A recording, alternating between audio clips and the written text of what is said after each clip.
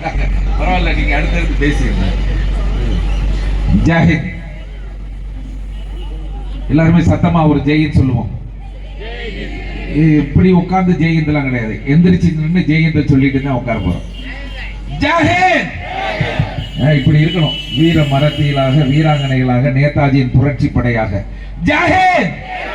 நல்ல கையை தூக்கி ஒரு வீடியோ எடுங்க, அந்த தாய்மார்கள் அப்படியே எடுப்பா. ஜெயஹிந்த், ஜெயஹிந்த். உட்காருங்க. பாருங்க, இப்பதான் கொஞ்சம் எந்திரிச்சு உட்கார்றதுக்கு ஒரு நேரம் தேவைப்பட்டுச்சு. எந்திரிச்சு உட்கார்ந்தாச்சு. கையில ஏதாவது துப்பாக்கியை கொடுத்து வீரபோல் வெற்றிவேல்னு நடக்க சொன்னீங்கன்னா நடக்க தயாராயிருக்கிறோம்னு சொல்லக்கூடிய அருமை தாய்மார்கள் இங்கே ஜான்சி ராணியாக வந்திருக்கிறீர்கள், வேலு நாச்சியாராக வந்திருக்கிறீர்கள். இந்த மேடையில் அகில இந்திய ஃபார்வர்ட் பிளாக் அப்படின்னாலே ஐயா நல்லா உட்காருங்க. அவர் தள்ளாடி வர்றாரு. இந்த நாடே தள்ளாடுகிறது. தள்ளாடக்கூடாதுன்றது தான் இந்த கூட்டம். ஏன்னா தடம் மாறி போகிற தேசம், தடுமாறுகிற தேசம். இந்த தேசத்தை கொஞ்சம் நிறுத்தணும். ராமநாதபுரத்துல இருந்து நிறுத்திட முடியுமா? முடியும். பிரதமர் தமிழ்நாட்டுக்கு தான் இந்த தேதியில போகணும்னு தேதி குறிச்சு தமிழ்நாட்டுக்கு காஞ்சிபுரத்துக்கு வர்றாருன்னா அதே நாள்ல ரெண்டு முக்கியமான நிகழ்ச்சி. ஒன்று காஞ்சிபுரத்தில் இந்திய பிரதமர் நடத்துகிறது, இன்னொன்று ஃபார்வர்ட் பிளாக் ராமநாதபுரத்தில் நடத்துகிற கூட்டம் இன்றைக்கு நடந்து கொண்டிருக்கிறது. நல்லா கை தட்டுங்கம்மா. ராமநாதபுரம் ஒரு பிரதமருக்கு சமமான எடைக்கு எடையா நிக்குது. எடை தராசுல போட்டோம்னா அன்னைக்கு லட்சம் பேர் வேணா அன்னைக்கு மதுராந்தகத்திலையும் காஞ்சிபுரத்திலையும் கூடலாம். ஆனா பிரதமர் யார பேசினாரு அப்படின்னா வந்த லட்சம் பேருக்கும் முன்னாடி இன்றைக்கு நேதாஜியின் பிறந்த நாள். நேதாஜி தமிழகத்தில் மிகப்பெரிய எழுச்சியை ஐஎன்ஏவில் உருவாக்கிய அந்த மக்களிடத்தில் பேசுவதற்காகவே இந்த 23ஆம் தேதியை குறித்துக் கொண்டு தமிழகத்திற்கு வருகிறார் என்று சொன்னால் அதற்கு அடிப்படை காரணமாக அடித்தளமிட்டது பசும்பொன் தேவர் அவர்கள் என்பதை மறந்துவிட முடியாது. மாபெரும் தலைவர் அவர்கள். தேவர் தேசிய தலைவர். முருகனை நினைச்சு பழனிக்கு பாத யாத்திரை போறாங்க, திருச்செந்தூருக்காக பாத யாத்திரை போறாங்க. எல்லா அறுபடை வீடுகளிலும் முருகனையே பார்த்து கொண்டிருக்கிறார்கள் பக்தர்கள். நம்மை பொறுத்த வரையிலும் இந்த தேசத்தின் விடுதலைக்காக நின்ற மனிதருள் முருகனாக பிறந்தவர் பசும்பொன் தேவர் என்பதை உணர்ந்தவர்களுடைய ஊர் தான் இந்த ராமநாதபுரம். அப்படிப்பட்ட ராமநாதபுரத்தில் இன்றைக்கு அருமை தம்பிகள் எல்லாரும் பிரம்மாண்டமான கூட்டம். மிக சிரமம். வாழ்க்கையில வாழ்றதே கஷ்டம் சொல்லிட்டான். வாழ்றதே கஷ்டமா இருக்கு, குடும்பம் நடத்துறதே கஷ்டமா இருக்கு, கணவன் மனைவி 2 பேரும் ஒத்துமையா இருக்கிறது கஷ்டமா இருக்கு, பிள்ளைய ஒழுங்கா வளர்க்கிறது கஷ்டமா இருக்கு, சொன்னதை கேளுடான்னு சொல்றது கஷ்டமா இருக்கு, அவன் அம்மா அப்பா பேச்ச கேட்கறது கஷ்டமா இருக்கு. ஒட்டு மொத்தமா பயம் பயம் பயம் ஒரு படத்துல சொல்லுவான்ல, அது மாதிரி கஷ்டமா இருக்கு. யார கேட்டாலும் இந்த ஒரு வார்த்தை தான். ஆனால் இது கஷ்டமா இருக்குன்னு சொல்லக்கூடிய மேடை இல்ல. கஷ்டத்தை பூரா எங்க தோல்ல இறக்கி வைங்க, நாங்க அதை எதிர்கொள்றோம், புரட்சி படையாக சந்திக்கின்றோம். கஷ்டத்தை வென்று இதை தியாகத்தின் விடுதலை தேசமாக கொடுத்த நேதாஜியின் வழியில் நிற்கிறவர்கள் நடத்துகிற கூட்டம் இந்த கூட்டம்.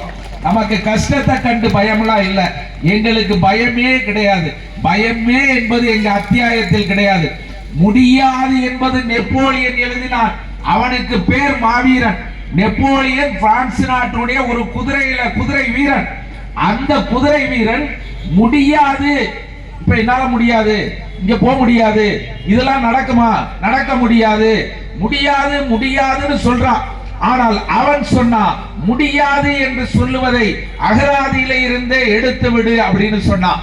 அது போல நடக்காது என்று சொல்லுவதையே முடித்து விடு, நடக்கும் என்று இந்த பாமர மக்கள், பரதேசி மக்கள், அடிமை மக்களாக இந்திய மக்கள் இருக்கிறார். பீரங்கி, துப்பாக்கி இதையெல்லாம் கையில் வைத்திருக்கிறோம். இந்த நாட்டுடைய மன்னர்கள் கையில் வேல் இருக்கிறது, கேடயம் இருக்கிறது என்று, வாள் இருக்கிறது, கேடயம் இருக்கிறது. இவர்கள் என்ன செய்ய போகிறார்கள் என்று அந்த வெள்ளக்காரன் நினைச்சான். அப்படி நினைக்கிற போது நான் தள்ளி இருந்தே தூரத்துல இருந்தே சுற்றுவேன் அப்படின்னு சொன்னான். இவன் நீ பக்கத்துல வந்துதான வேல் எடுத்து வாள் எடுத்து என்ன வெட்ட முடியும், வேலை பாய்ச்ச முடியும் அப்படின்னு நினைச்சான். ஆனால் இந்திய நாட்டினுடைய மன்னர்களுடைய வேலிலும் வாலிலும் அல்ல வீரம், என் நெஞ்சத்தில் இருக்கிறது, இதயத்தில் இருக்கிறது என்று சொல்லுகிறவன் தான் இந்த நாட்டினுடைய மன்னர்களாக வாழ்ந்தவர்கள். அப்படிப்பட்ட மன்னன் துப்பாக்கியை பிடித்து வெள்ளக்காரன் சுடுகிற போது என்னை சுடு என்று நேருக்கு நேராக அந்த வாளோடு வேலோடு புறப்பட்டு போனான் அல்லவா, அவன்தான் இந்த நாட்டினுடைய மாபெரும் தலைவர்களாக மன்னர்களாக இருந்து இந்த நாட்டின் காவலர்களாக இருந்தார்கள். அவர்கள் தான் சேது காவலர்களாக, சேதுபதி மன்னர்களாக இந்த மண்ணை காத்தவர்கள். உலகத்திற்கு ஒரு செய்தி சொல்றான், காசியில் இருந்து ராமேஸ்வரம் வரை, ராமேஸ்வரத்தில் இருந்து காசி, இங்கே இருந்து அங்கே போக வேண்டும், அங்கே இருந்து இங்கே வர வேண்டும். இங்கே பார்த்தோம்னா ஆன்மீகத்தினுடைய உறவாக உங்களுக்கு தெரியும். ஆனால் இந்த நாட்டில் அரசியலையும் ஆன்மீகத்தையும் இரண்டு கண்களாக முதல்ல அடிப்படையை விதைத்த ஊரு ராமநாதபுரம் என்பதை மறந்து விடாதீர்கள். ராமநாத சாமி இருக்கிறாரு, அவர் ஆன்மீகம். இங்கே சேதுபதி மன்னர் இருக்கிறாரு, இது அரசியல். சரியா கணக்கு வருதா? இது சேதுபதி, ராமநாதபுரத்தில் இங்கே இருப்பது சேதுபதி மன்னர், இது அரசியல். அங்கே ராமேஸ்வரத்தில் ராமநாதபுர சேதுபதி இருக்கிறார். அப்ப இதையெல்லாம் பார்க்கிற போது இன்னைக்கு இரண்டு பெரும் தலைவர்களுக்கு விழா எடுத்துக் கொண்டிருப்பது மட்டுமல்ல, அவர்களை நினைத்து பார்க்கிறோம், அவர்கள் வாழ்ந்த வாழ்க்கையை நினைத்து பார்க்கிறோம். காரணம், இந்த வாழ்க்கையை நம்ம எதுக்கு நேதாஜியை நினைக்கணும்? வெந்ததை தின்று விதி வந்தா செத்து போகிற வாழ்க்கையை வாழுகிற கூட்டமாக இருந்தால் எதையாவது கொடுங்க வாங்கிட்டு போறோம் அப்படின்னு சொல்லுகிற கூட்டமாக இருந்தால், மாவீரன் ரத்தம் தாருங்கள் சுதந்திரம் தருகிறேன் என்று சொன்ன போது இந்த ராமநாதபுரத்தில் இருந்தும் நேதாஜி பசுமன் தேவர் அவர்கள் அங்கே அழைத்த போதும் லட்சோப லட்ச வீரர்கள், இளைஞர்கள், தாய்மார்கள் நாங்கள் வருகிறோம், நாங்கள் வருகிறோம் என்று புறப்பட்டார்களே, அந்த ராமநாதபுரத்தின் மன்னர்கள் தான் இந்த ஊரில் இருந்து பேசிக்கிட்டு இருக்கோம்.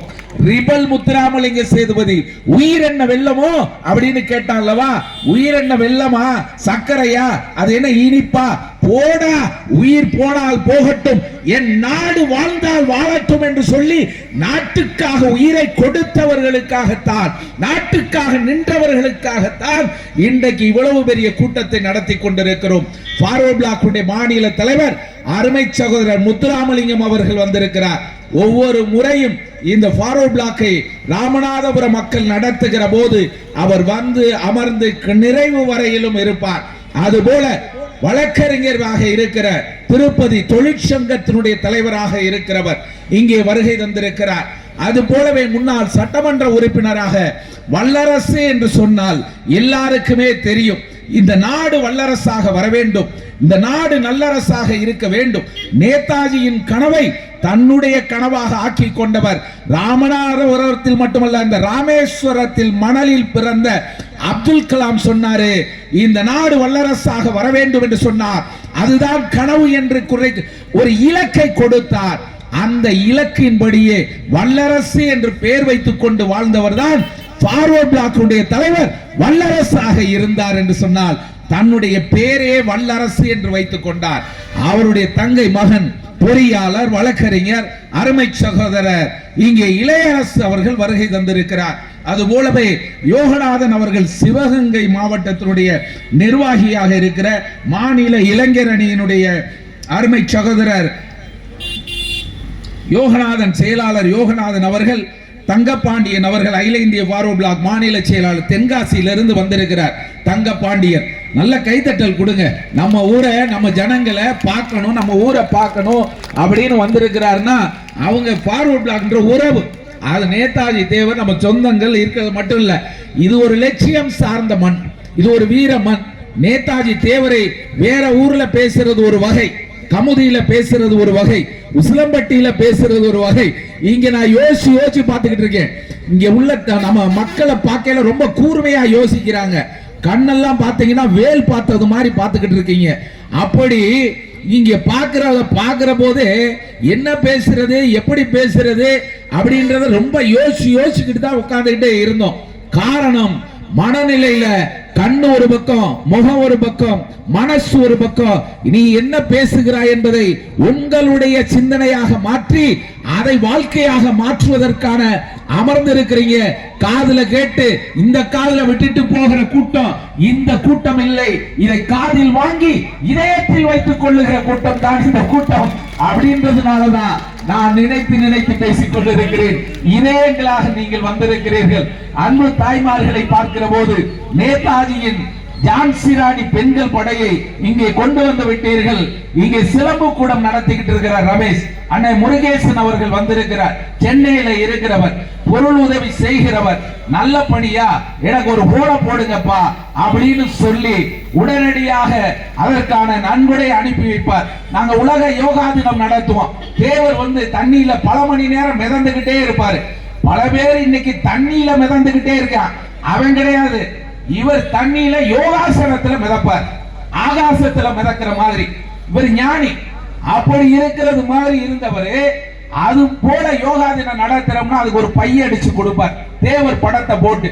அப்படி எதுக்கு பொருள் செலவு? சில பேர் சோரட்டி அடிச்சு காசை கரியாக்கிடுவாங்க. தீபாவளிக்கு வெடி போட்டது மாதிரி, காசை கரியாக்குறது மாதிரி. அப்படி இல்லை. இந்த மேடை போட்டிருக்காங்கன்னா இந்த வாடை காற்றுல கூட நீங்க உட்கார்ந்து கேட்டுக்கிட்டு இருக்கீங்கன்னு சொன்னா வாடை காற்று 1000 அடிக்கும். ராணுவத்தில் அந்த பனிமலையில் இருக்கிற ராணுவ வீரர்களை போல இந்த ராணுவ காற்றில் அமைந்திருக்கக்கூடிய நீங்களும் ஒரு ராணுவ வீரர்களாகத்தான் பார்த்து கொண்டிருக்கிறேன். இந்த வாடை காற்றுக்கெல்லாம் நாங்க சளைத்தவர்கள் அல்ல. புயலே வந்தாலும் இந்த மரம் சாயாது. ஏனென்றால் இது மாவீரன் நேதாஜியின் படை. இது பசும்பொன் தேவருடைய வாரிசுகள் இருக்கின்ற படையாக, அந்த மண்ணின் ரத்தத்தின் ரத்தமாக இருக்கிறவர்களாக இருக்கிறீர்கள். இந்த நிகழ்ச்சியில இன்னும் அருமையான சகோதரர்கள் பேசுவதற்காக இருக்கிறார்கள். நீண்ட நேரம் நம்முடைய வெள்ளைப்பாண்டியன் தொகுத்து கொடுத்து கொண்டிருக்கிறார். நம்முடைய மாயகிருஷ்ணன் டெல்லிக்கு போகிறவரு, இன்னும் கல்யாணம் பண்ணல, பொறியாளரா இருக்கிறார். அவரோட அடிக்கடி சொல்லுவோம். அவரும் நினைத்துக் கொண்டிருப்பார், டெல்லியில போய் அவர் பொழுத போக்குறாரா, டெல்லியில போய் எந்தெந்த இடத்துல சுத்தி பார்க்கலான்னு பாக்குறாரா. சில நேரம் கேட்பேன், எங்க இருக்கிறீங்கன்னு. அண்ணே நான் டெல்லிக்கு போனா பாராளுமன்றத்துக்குள்ள போவேன், புத்தகத்தை எடுத்து வாசிப்பேன், வாசித்து என்னுடைய அறைக்கு வந்துடுவேன் அப்படின்னு சொல்லுவார். அது போல அவருக்கு வழிகாட்டியாக இருந்த பூமிநாத தேவர் பசும்பொன்னை சேர்ந்தவர். அவர் மறைந்து விடுகிறார், இறந்து விடுகிறார். அவர் இறந்த போது இவர் டெல்லிக்கு தகவல் போது தன்னை உருவாக்கியவர் பசும்பொன்னுல அந்த பௌர்ணமி அன்னைக்கு விளக்க ஏத்தணும், தேவருக்கு வள்ளலாரின் அவதாரமாக வாழ்ந்த தேவருக்கு அந்த பௌர்ணமி பூஜையில் திருவிளக்கு ஏற்ற வேண்டும் என்று தொடங்கி வைத்தவர்கள் இந்த மாயகிருஷ்ணனும் பூமிநாத தேவரும் தான். அப்படிப்பட்ட மாயகிருஷ்ணன் தான் இன்னைக்கு இங்க வந்திருக்கிறார் சொன்னா, அங்கே பாராளுமன்றத்திற்குள் போய் தன் அறிவை பயன்படுத்தி, ராமநாதபுரத்து மக்கள் முரட்டு மக்களாக இருக்கிறார்கள். இவர்கள் கோபக்காரர்கள், கையில எண்ணியாரும் அருவாள வச்சுக்கிட்டே தெரியுறாங்கன்னு தப்பா சொல்லி வச்சிருக்கிறார். இல்லை இல்லை, இந்த மாயகிருஷ்ணன் அறிவை வைத்திருக்கிறார். அறிவாள வச்சிருக்கல, அறிவை வைத்திருக்கிறார். அந்த அறிவு கொண்டு அவர் டெல்லி பயணிக்கிறார். அங்கே நிகழ்ச்சிகளை தொகுத்து நமக்கு கொண்டு வந்து சேர்க்கிறார் என்று சொன்னால், பசும்பொன் தேவர் அவர்கள் இந்த ஊர்ல சாதாரணமா நமக்கு ஒரு தலையண கூட இல்லாம பட்டினத்தார் மாதிரி 2 வேட்டி 2 சட்டையோட ஒரு துறவியாக வாழ்ந்தார். அந்த மனிதர் வாழ்ந்த வாழ்க்கை தான் நேதாஜியை ஈர்த்தது. ரிபல் முத்துராமலிங்க சேதுபதி நம்ம ஊருக்காரரு, அதை பத்தி பேசுற போது சொன்னாங்க, அந்த ரிபல் முத்துராமலிங்க சேதுபதி தான் அணைக்கட்டு, நம்ம பெரியாறு முல்லை பெரியாறு அணைக்கட்டுல ராமநாதபுரத்துக்கு தண்ணி கொண்டு வர முடியுமான்னு ஒரு இன்ஜினியர் மாதிரி யோசிச்சாரு. அதுக்கு பிறகு வந்தவர் தான் பென்னிக்குக்கு கான்கிரீட் கட்டடத்தை போட்டார். என்ன மரத்தின் மூலமாக ஒரு தடுப்பணை. இன்னைக்கு அந்த கல்லணையை கரிகாலன் கட்டினார்னு பெருமையோட சொல்றோம்.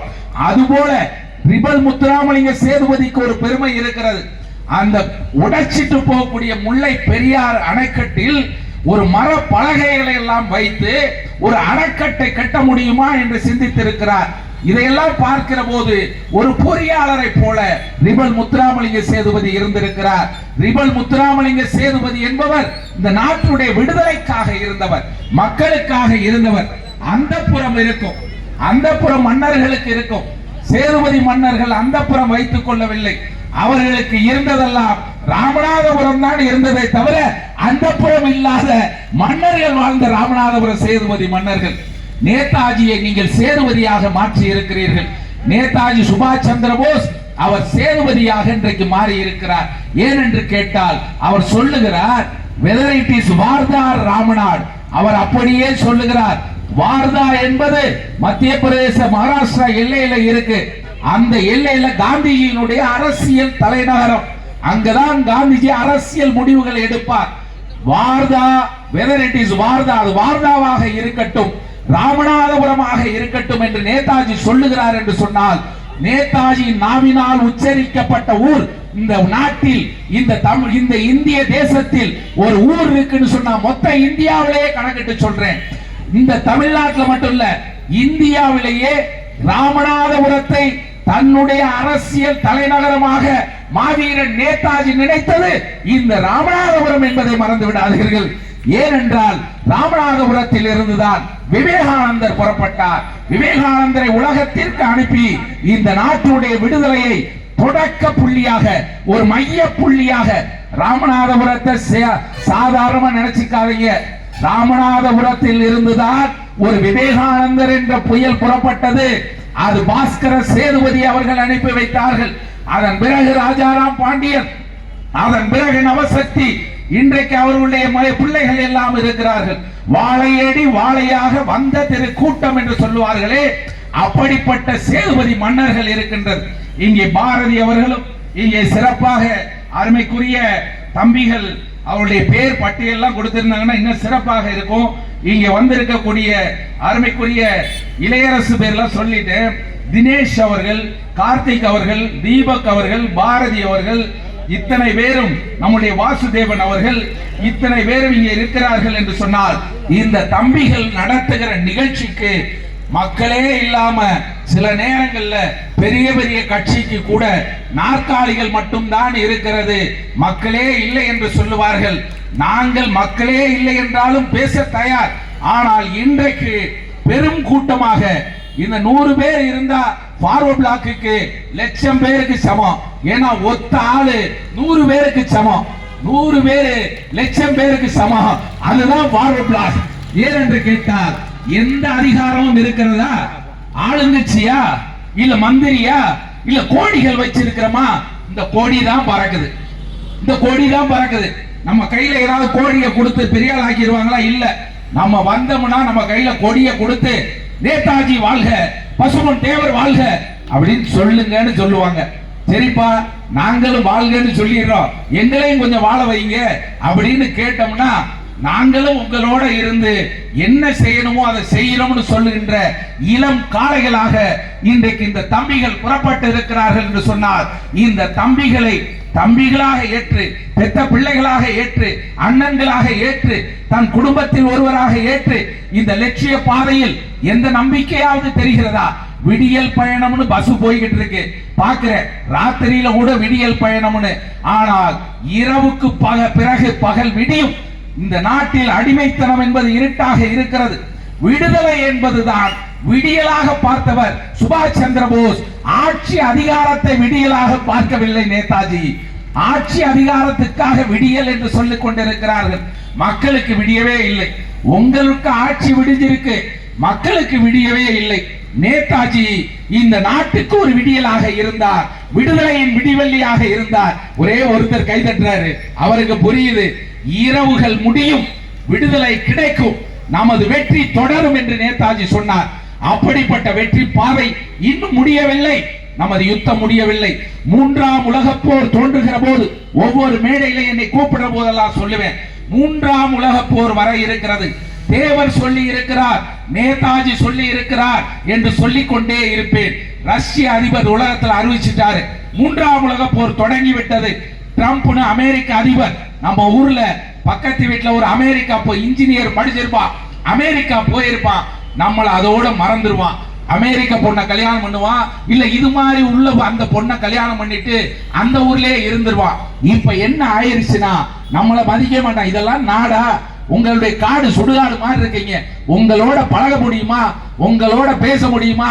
நீங்க எல்லாம் மனுஷங்க தானா அப்படின்னு இந்தியாவை கேவலமாக பேசிக் கொண்டிருந்தவர்கள் எல்லாம் இப்போது அந்த நாட்டில் கேவலமாக மதித்து ஓ நாடு இது இல்ல, நீ அகதியா வந்திருக்க, எந்த நாடு இது என்னுடைய நாடு என்று அமெரிக்கா சொல்றான், ஆஸ்திரேலியா சொல்றான் அப்படின்னு சொன்னா சொந்த நாடு எது அப்படின்ற போது தன்னுடைய இந்திய நாட்டுக்கு திரும்ப வேண்டும் என்று சொன்னால் இந்த நாட்டை விட்டு வெளியேறி இந்த நாட்டை ஏளனமாக மதித்தவர்கள் எல்லாம் சொந்த நாட்டுக்கு திரும்புகிறார்கள் என்று சொன்னால் நாம் ஏழைகளாக வாழ்ந்த போதும் இந்த நாட்டின் சொந்தக்காரர்களாக வாழ்ந்தோம்.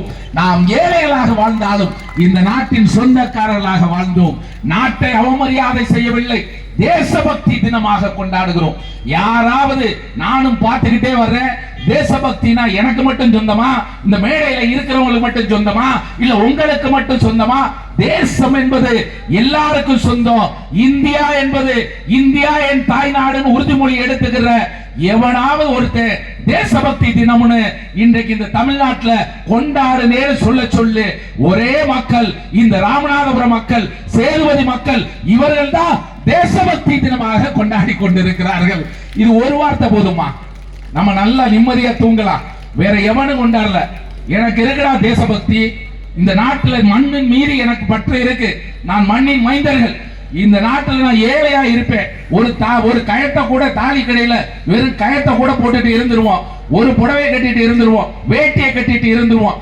மானத்தோடு மரியாதையோடு வாழ்கிற கூட்டம் தான் ராமநாதபுரத்தினுடைய சேதுபதி மக்கள். அந்த சேதுபதி மக்கள் புலியை முரத்தால் விரட்டினால் வீர மரத்தி என்று சொல்லுகிறோம். தமிழச்சியினுடைய வீரம் அப்படி. எனக்கு பால் ஊட்டுகிற போதே வீரத்தையும் சேர்த்தே ஊட்டுகிறீர்கள். என்னை தாளாட்டுகிற போதே, நீங்கள் குளவை போடுகிற போதே உங்கள் குளவையில் இருக்கிறது வீரம், உங்கள் தாளாட்டில் இருக்கிறது வீரம், நீங்கள் பெற்றெடுக்கிற போது இருக்கிறது வீரம். அந்த வீரத்தை தான் ஆண் பிள்ளைகளாக இருக்கிற எங்களுக்கு பாலாக ஊட்டி வளர்த்தீர்கள். அந்த வீரப்பால், உனக்கு வீரம் இருந்தால் உனக்கு பால் ஊட்டியதில் அர்த்தம் இருக்கிறது என்று சொல்லுகிறவள் தான் வீர மரத்தியாக இருக்கிறார், தமிழச்சியாக இருக்கிறார் என்று சொன்னார். இந்த தமிழச்சிக்கு முன்னாடி நேதாஜி அவர்கள், இந்த தமிழர்கள் கேப்டன் ஜானகி ஆதிநாகப்பன், கேப்டன் லட்சுமி, இவங்களை எல்லாம் படை திரட்டி புடவை உடுத்தியவர்கள் கையில் போர்வுடையை கொடுத்தார், துடுப்பு பிடித்தவர்கள் கையில் துப்பாக்கியை கொடுத்தார். வெள்ளக்காரா, நான் இல்லடா, என் வீட்டுக்கு பெண்களுக்கு பதில் சொல்லுடா அப்படின்னு சொன்ன தலைவன் தான் மாவீர நேதாஜி சுபாஷ் சந்திர போஸ். துப்பாக்கி பிடிச்சிட்டு பெண்கள் அங்கேயே உட்கார்ந்து இருக்கல, யுத்தாலத்துக்கு போனாங்க. வீரவேல் வெற்றிவேல் சொல்றது மாதிரி அந்த பெண்கள் ஜெயஹிந்த் அப்படின்னு சொல்லிட்டு துப்பாக்கியை மேல உயர்த்திட்டு அந்த பெண்களை 70 வயதுல 18 வயசுல நேதாஜி படையில இருந்தவங்கள 70 வயசு அந்த அம்மாவுக்கு மலேசியா கேப்டன் ஜானகி அவங்கள நான் சந்திக்கிறேன், கை கொடுக்குறாங்க. கீப் தி ஸ்பிரிட், இந்த உற்சாகத்தோட இரு, இந்த உற்சாகத்தோட பேசுன்னு கொடுத்தாங்க மலேசியாக்காரங்க. அந்த தாய் கொடுத்த கையில கொடுக்கிற பவர் தான் இன்னைக்கு உங்ககிட்ட நான் பேசிக்கிட்டு இருக்கிற அந்த கேப்டன் ஜானகி கொடுத்த கையில கைய பிடிச்சு கொடுத்த பவர். அது போல எல்லாம் சொல்றா. அப்படிப்பட்ட ஒரு நிலையில் உங்களோடு பேசிக் கொண்டிருப்பது, விடிய விடிய பேசலாம், இந்த தேசம் விடுகிற வரையிலும் பேசலாம். அப்படிப்பட்ட பேசுவதற்காகத்தான் மதுரையில் இருந்து, தென்காசியில் இருந்து, இன்னும் இன்னும் எங்கெல்லாம் இருந்து வந்திருக்கிறார்கள் என்று சொன்னால், எல்லா திசைகளும் ராமநாதபுரத்தை நோக்கி, எல்லா திசைகளும் பசும்பொன்னை நோக்கி, எல்லா திசைகளும் கல்கத்தாவை நோக்கி, எல்லா திசைகளும் தமிழகத்தை நோக்கி. விவேகானந்தர் சொல்லி இருக்கிறார், இந்த தமிழக இளைஞர்கள் இந்தியாவிற்கு வழிகாட்டுவார்கள். தமிழகத்திற்கு இந்த ராமநாதபுரம் என்பது மொத்த இந்தியாவிற்கு மையப்புள்ளி என்று சொன்னதை போல இந்த மையப்புள்ளி மீண்டும் ஒரு சூறாவளியாக புறப்படும். எஸ்.எம். கமால் சேதுபதி மன்னர்களுடைய வரலாறை எழுதியவர். அந்த எஸ்.எம். கமால் இந்த மண்ணை சேர்ந்தவர். அவர் சொல்லுகிறார், சேதுபதி வரலாறுகளை எழுதி எழுதி என் கண்கள் போனது என்று. கண்கள் போன பிறகு கூட நடமாட்டத்தை நிறுத்தவில்லை. சேதுபதி மன்னர்களை எழுதியதால் என் பேர் ஊருக்கு தெரிந்தது என்று சொன்னார்கள். சேதுபதி மன்னர்கள் இருந்ததால் விவேகானந்தர் உலகுக்கு தெரிந்தார். சேதுபதி மன்னர்கள் இருந்ததால் இந்த இரவிலும் தேசபக்தி தினம் கொண்டாடப்படுகிறது. அந்த வாரிசுகள், ரிபல் முத்துராமலிங்க சேதுபதியினுடைய கொடி வாரிசுகள் இந்த அரங்கத்தில் இருக்கிறார்கள். ஒவ்வொருவருடைய பெயரையும் சொல்லுவதற்கு வாய்ப்பில்லை என்றாலும் கூட உங்கள் பாதம் தொட்டு, உங்கள் இதயம் தொட்டு வாய்ப்புக்கு நன்றி கூறி விடைபெறுகிறேன். ஜெய் ஹிந்த். அடுத்ததாக